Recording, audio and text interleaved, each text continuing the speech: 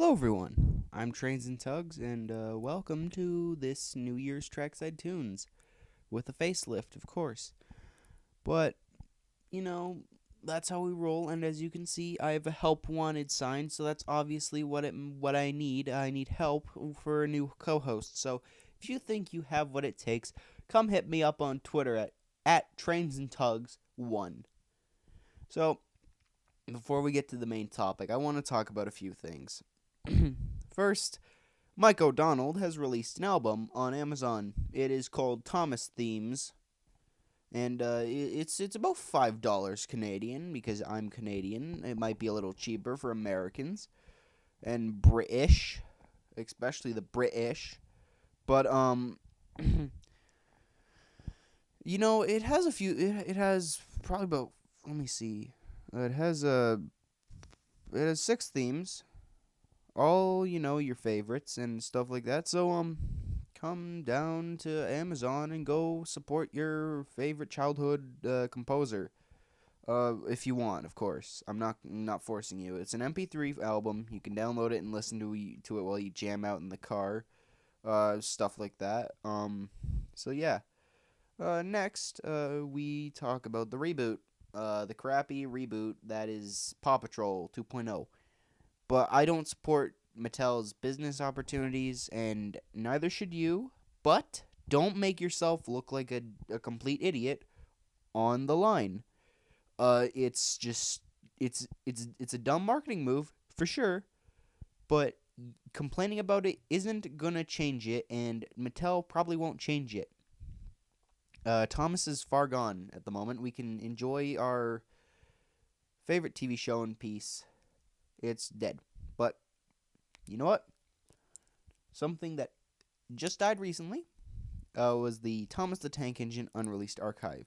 Love it or hate it, the content was high quality. Um, I don't know why people hated it. Sure, it kind of spit in the face of actual behind the scenes stuff that we want to see, but at the same time, I think it was a creative move, especially to do an ARG in the Thomas fandom. But that's just my opinion. If you want to listen to some awesome music, go to that channel because that channel is good even if it's dead.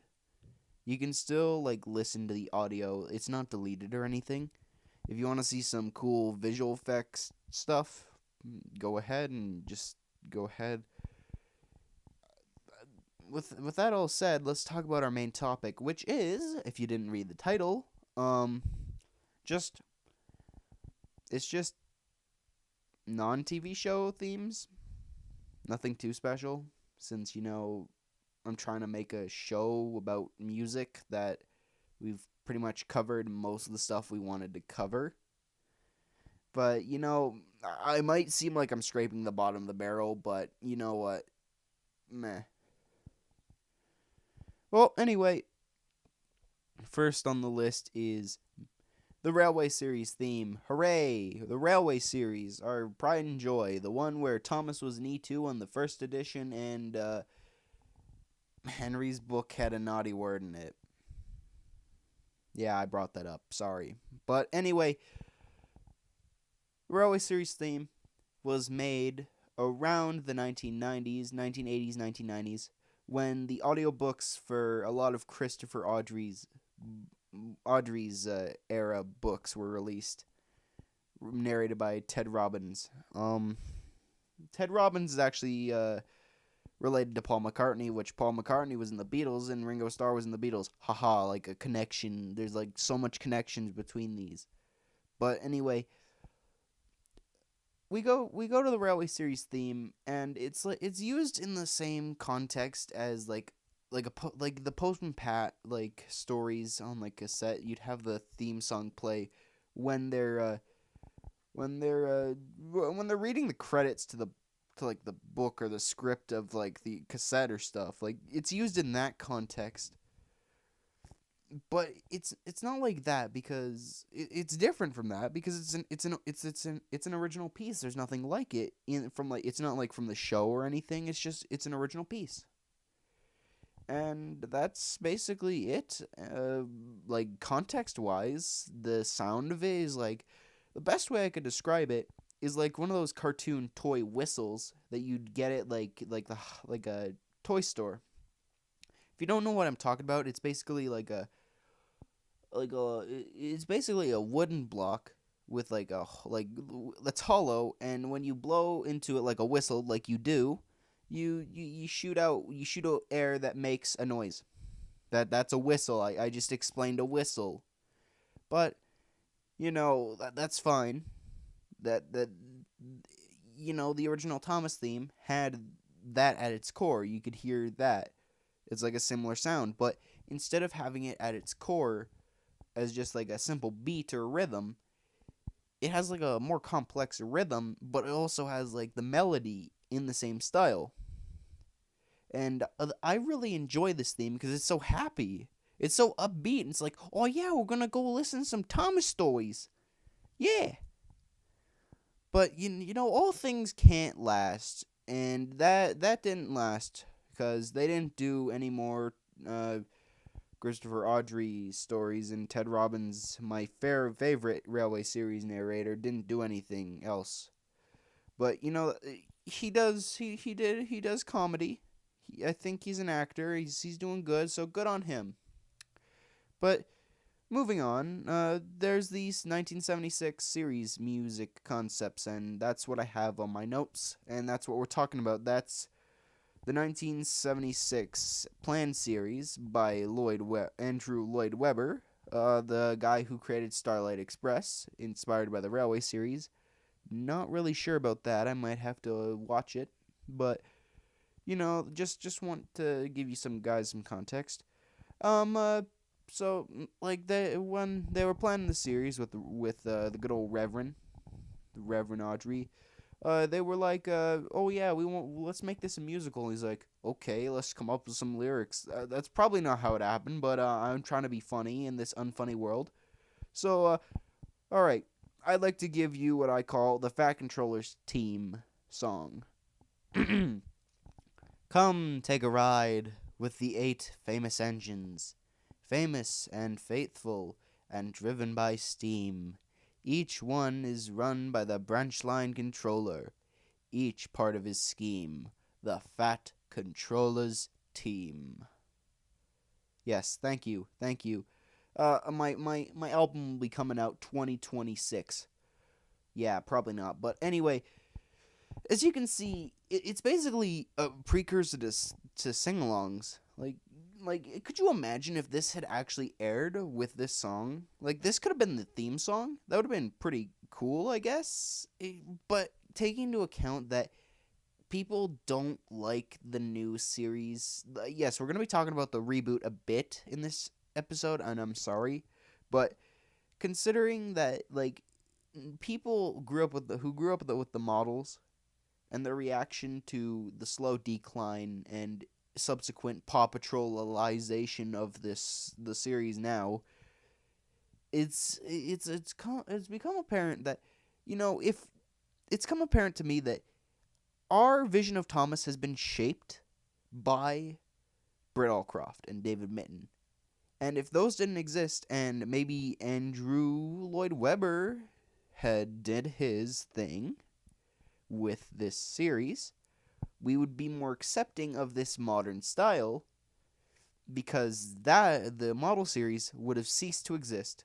And maybe our fandom wouldn't have existed, but at the same time, we would still have the Railway series to, it's kind of similar to Ivor the Engine, in fact, because while Ivor the Engine isn't like Thomas, where we can appreciate like the model work and stuff, Ivor has its own charm to it and hasn't been ruined by time, and has maintained its basic style throughout since its creation. It's going over 60 years at this point, and you gotta respect the creators for going through the trouble to cut out and create each character from the paper. And yeah, there's respect to Ivor. There's Ivor's shout out. But going back to Andrew Lloyd Weber and his Andrew Lloyd and stuff like that, I think the world would have been our part of the world where we coexist as colleagues in this fandom would have been slightly smaller. It might not even have existed. But we would have still enjoyed it because it's nostalgic to us. I might not be into Thomas. I might be into Bob the Builder or something like that because I think what dragged us so close to like what made Thomas special to us is because it's like there was no other show, there was barely any shows like it besides like Theodore Tugboat, Tugs. Like there's no live action model show like it. Unless you count JJ the Jet Plane, which then no. No. The, no. No. But yeah, that's my opinion, and we've gone completely off topic. So, next thing is we're going to talk about the spinoff that is not Tugs, it is Jack in the Pack. Jack in the Pack was going to be a spinoff show, but, you know, it didn't. It just ceased to exist because of Hit Entertainment. So,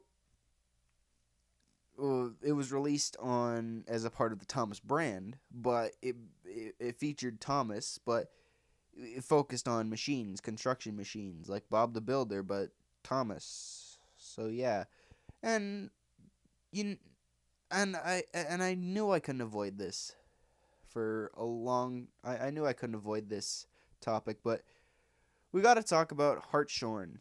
Now, if I said anything bad about it when Bailey was here, my good friend, he would have probably disagreed with it, and we'd gotten into like a big old fight about it, and like a comedic fight, of course.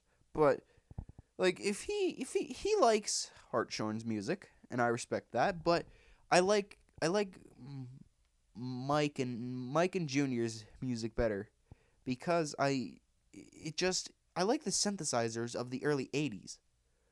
Like I like rock and roll. My personal genre is rock and roll, heavy rock, and like light metal, and sometimes like metal, like full on metal. But basically, what I'm trying to say here is even if I don't like Hartshorn's music, I still respect him as a music creator, and that's what matters. And his work on Jack in the Pack was pretty cool. His music's good. I mean, it's not like Mike and Junior's level of music creation, but he got the job done, and it's not half bad. It ain't half bad, and that's just the point of the music. It's simple. Like you got the main theme that goes do do do do do do do do do do do do do do do do do do do and stuff like that is cool. Is epic. You enjoy it, and it adds to the episode. And then you got the serious themes in the token Halloween spooky story episode. All they missed was a Christmas episode. And even then, like, you know what? I can forgive that. It's fine. You got the spooky story episode. But it's fine because as long as you enjoy something, you can enjoy something. Put that on a t-shirt. But yeah. If you enjoy Hartshorn's music, that's fine. I won't bash you for it. More power to you if you can enjoy his music and listen to it 24/7. I'll listen to it occasionally just for old time's sake, cuz I grew up with the hit and stuff like that. But anyway, moving on. Here's the bad Hartshorn, and I'm not even sure if this is even Hartshorn's doing. So I'm sorry if you didn't compose this. Your work's fine. It's good. I can tolerate some of your bad stuff, but no, if you made this, no, I can't tolerate this, and I'm gonna rip into it. And I'm talking about this one. I'm gonna call the downgraded new series theme, which was already a downgrade. This is a backing instrumental used on like DVD cover, like DVD menus, and like and like other audiobooks, and even the Railway series retellings by Michelangelis. And like you just it's on the DVDs, it's on like the audiobooks, and like in the one DVD I have it on is the Greatest Stories collection that was released for the 60th or 65th anniversary of Thomas the Tank Engine. And it is an enigma wrapped inside of an enigma, wrapped inside of an anomaly, wrapped inside of 2 DVDs in a case in my cupboard. Okay? And because you have Thomas and Gordon, you have Edward's Day Out, which are the UK Ringo Starr dubs, and then you have you got Diesel episode where he tells lies about Duck, and he basically it's the Ringo Starr US narration. Then I think you got one with George Carlin, and then you got Henry's Elephant, and then you got Cranky's Bugs. You got Cranky's Bugs by Alec Baldwin. That's not one of the greatest stories. It's an alright story from season 5. If you wanted a season 5 episode, go with Duncan Gets Spooked or something like that. Toby and the Flood, Rusty and the Boulder. I can name countless more. Okay, and then next you now have you have Snow. I think I could be wrong, but then after that I'm probably missing a bunch more. You have season 9, season 8 to season 11. Okay, those are not the greatest stories, not even close. So I don't know. Like, for frick's sake. Okay, I'm sorry that I just had to get that out of my system because I do not like that DVD. Even if that's where I got, even that's where you can get like a bunch of the episodes. I'm sorry, but anyway, I got some more stuff for you. But basically, the theme I was talking about is that menu theme, and well, the menu theme. I don't like it, okay? It's just annoying. It's like TV series theme 2.0. No, downgraded new theme, which was a downgrade from the original. Okay? I don't like it. It's annoying, it's repetitive, it doesn't sound good. And no offense to Hartshorn if he made this, but come on. Come on, guys. We can do better. We could have done better. Okay, this could have been better. Okay, that's all I'm gonna say. It could have been better. It could have been worse. It could have been better. I don't hate Hartshorn for making it, but I don't like it. If you enjoy music loops like that, fine. More power to you. But anyway, let's get off this crap subject and go to awesome subject like video games. Yeah, Tom's video games. We're gonna start with the console ones. The Sega Genesis. Awesome chiptune sound. The Genesis. What they did was they didn't have MP3s back then, as you probably already know. So they recomposed the music for the Genesis using MIDI files, using a MIDI keyboard and stuff like that. What we still use now. So like that shows how old the MIDI format is. But that's what they did, and they used the Genesis as like their sound font. And the Genesis sound font or processor wasn't as technologically advanced as the Super Nintendo's. So yeah, that's what gave the Sega Genesis and their the games their edginess that they never got rid of. Take the hint. But I guess it works. I don't know. But when you take a look at the Super Nintendo, it just sounds better. Okay, it sounds more like the TV series with its own style. It sounds more orchestral, which is apparent with its sound font. Like Nintendo wanted their system to be technologically advanced, and they delivered because they know when the Genesis was released in 1989, Nintendo had 2 years to work on what their system would be like, and they built on the Nintendo Entertainment System, which made the Super Nintendo. And there you go. That's how it happened. And with the PC games that came out around similar time, they basically, what they did was they just took rips from I think they were given like the looped versions of each theme, and then I got a hold of the MP3 files from it, thanks to the from a guy you might know, WTL Network. But I'm not boasting or anything.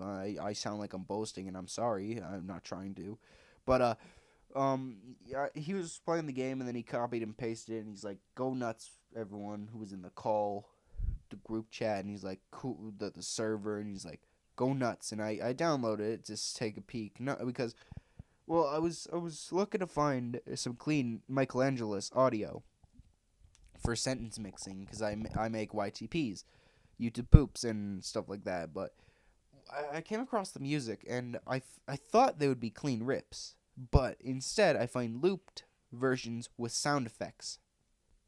And like they have the sound effects, and it would be all right if they were the right themes for the different locations. Like, come on, they have Donald and Douglas's theme for the quarry, okay, the quarry, okay, the quarry, no, you use Mavis's theme for that.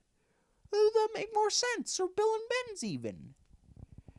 But not all of the themes have sound effects, which just makes me wonder why have the sound effects in the first place? It makes no sense. But I digress, because they're video games, and the same goes for the overglorified CD player, the PlayStation 1. So basically, the PlayStation Japanese exclusive Thomas game had like its own music for it. It doesn't. It's not meant to replicate the show, but it uses the main theme. So yeah. But anyway, that's all I'm really gonna talk about here. And as we wrap up this stupid episode of Trackside Tunes, where help wanted, I'm just gonna say thank you for sticking with the series since last year, and we've gotten over our 1 year anniversary, and I'm sorry that things just changed, and like I'm still looking for people. Okay, I was hoping that things wouldn't have could have worked out, but it's fine. I'll make do, and Bailey's doing fine. We still talk, and thank you for just watching my crap, watching the crap that we've produced for the channel, and it's fun. We do it because we don't do it because we're passionate about it. We do it because it's fun, and the passion comes from the fun. So anyway, thank you for watching, and I'll see you in the next episode. Peace and love, what Ringo Starr says. Goodbye.